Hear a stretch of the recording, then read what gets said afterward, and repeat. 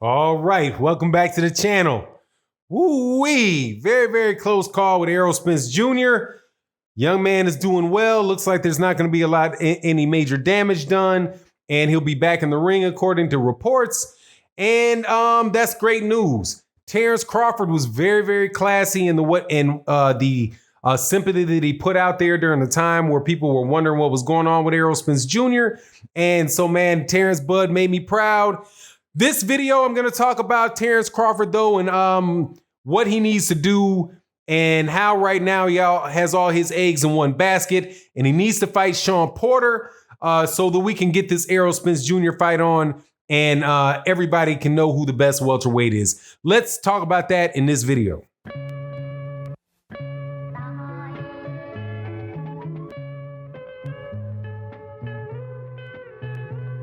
All right, welcome back to the channel, subscribers. If you're not subscribed, please subscribe and hit the bell icon so you can be notified of when we release more videos. And also, I want to say thank you to the people in my two most important communities, the live stream community where we get together and we talk.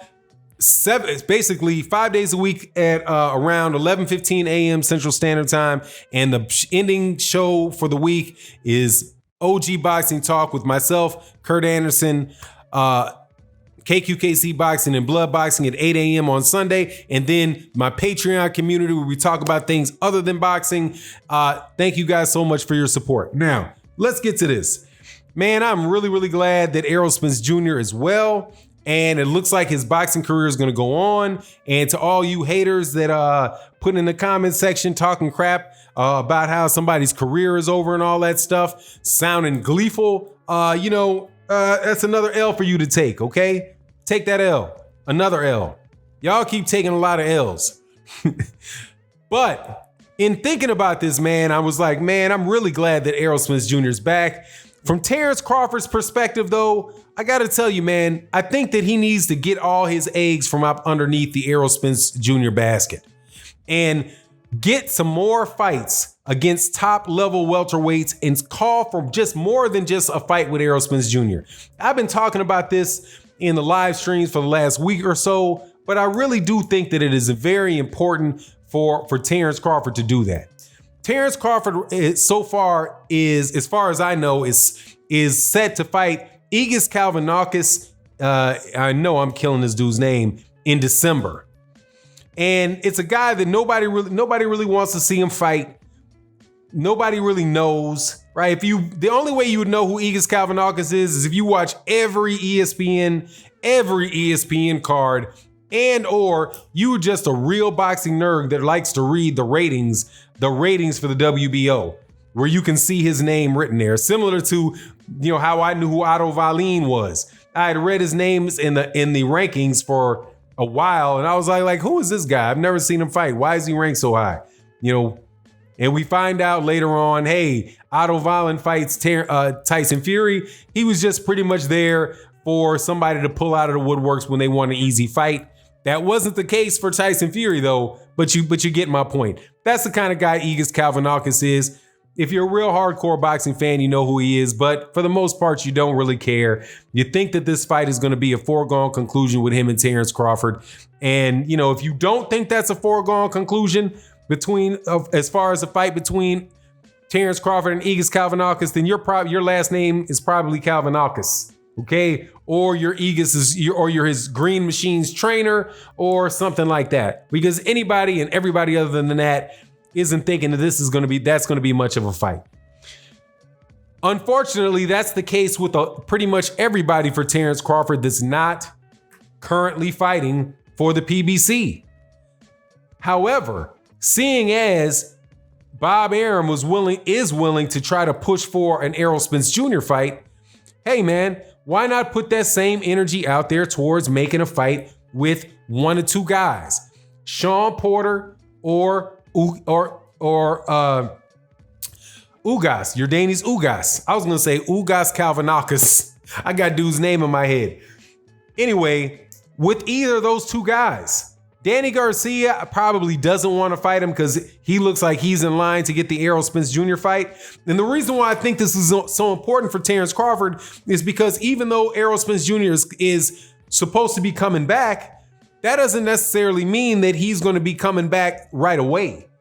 What happens if Errol Spence says, look, man, I was in this accident. I need to get my head clear. I can't fight Danny Garcia in January. We're going to push Danny Garcia. We're going to push that Danny Garcia fight. Instead of January, we're going to push it to March. I need about 2 months. I need 2 months to make sure whatever cuts on my face are together. I think he has some broken teeth, something like that. He's got to get his dental work and all that stuff together, right? Get his mind right, get his head, appreciate the fact that he has life. All of those type of things that might be going through Errol Spence Jr.'s mind might push Errol Spence Jr., this next fight for Errol Spence Jr. back a little bit. So if that's the case, what's Terence Crawford going to do? Terence Crawford's just getting older. The more Terence Crawford fights, the bigger chance there is that Terence Crawford can get into an unexpectedly tough fight, or just has something real gimmicky happen. Not gimmicky, that's not the word I'm looking for. Some type of freak occurrence to take place in a fight, like what happened with Tyson Fury when he got his eye gashed open. I think right now, man, this should be a call to Terence Crawford, man. Look, man, you got to go get your money, man. And unfortunately, everybody that's going to get him that money is over there on the PBC. But I'm telling you, I think that if he took advantage of the moment that Shawn Porter had with the fight with Errol Spence Jr., this is the perfect time for him to fight Shawn Porter. Perfect. It's never going to get better for him to fight Shawn Porter. Shawn Porter's stock is probably higher now than it was when he beat Danny Garcia to get the WBC title. Even though Shawn Porter lost, Shawn Porter looked very, very good in that fight.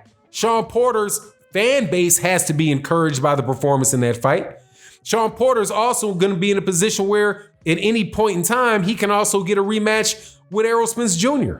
So, Terrence Bud, strike while the iron's hot, man. Strike while the iron's hot. If you can get in and you can beat Calvin Aqus, and you should beat Calvin Aqus, and then go right into a fight with Shawn Porter, or if you can get out of fighting Calvin Aqus and fight Ordenis Ugas, and then fight Shawn Porter, if he was able to beat those two guys, man, it would be hard to argue that he's not the best 147 pounder based on his resume, not based just on what people see in the ring. Because right now, the reason people have Terence Crawford written that high is because what he did in 147, because of what he did in 140, not because of what he's done at 147. He hasn't done anything at 147 really, besides prove that he's a legitimate welterweight. That's what I believe the fight with Jeff Horn did. Beating Jeff Horn lets you know, he's not an overblown lightweight, because Terence Crawford came from 135 and then he moved up to 140. When he fought Jeff Horn at 147, it proved to me that, this guy can handle people with size. He's not just going to get bowled over by a big welterweight. So there you go, man. He's a legit welterweight. But that's about the extent of what he's proven since he fought Jose Benavidez after that. And after that, he fought Amir Khan, and Amir Khan had been knocked out at, I think Amir Khan had been knocked out at lightweight. He had been knocked out at 140, and he got knocked out at 154 pounds or whatever the catch weight was that he fought Canelo Alvarez at. So that's what I want to see from Terence Crawford. Take advantage of the fact that Shawn Porter right now should be considered a hot commodity. And that Shawn Porter is somebody that has enough leeway in their schedule, in his ability to negotiate fights, that he might actually be able to make that fight. Him and his father, Kenny Porter. I don't know Kenny Porter, so I'm not going to call him by his first name. But Kenny Porter was on, I do believe he was on 78 Sports TV's channel, and he said that they were looking for the Terence Crawford fight. If they're willing to do it, he should do it. And I also think it's important for fans to talk about that fight and talk about pushing that fight. Otherwise, it's a fight that might not be able to be made because of the amount of risk that there is for Terence Crawford. And let's not get it confused. What I'm laying out with Ugas and Shawn Porter, Terence Crawford got to be the man to get through those two. Just straight up. You got to be dang good to get through both of those guys. Ugas, Yordenis Ugas and Shawn Porter, those guys have to be considered top 3, top 4 welterweights. They're a notch down, in my opinion, from Errol Spence Jr.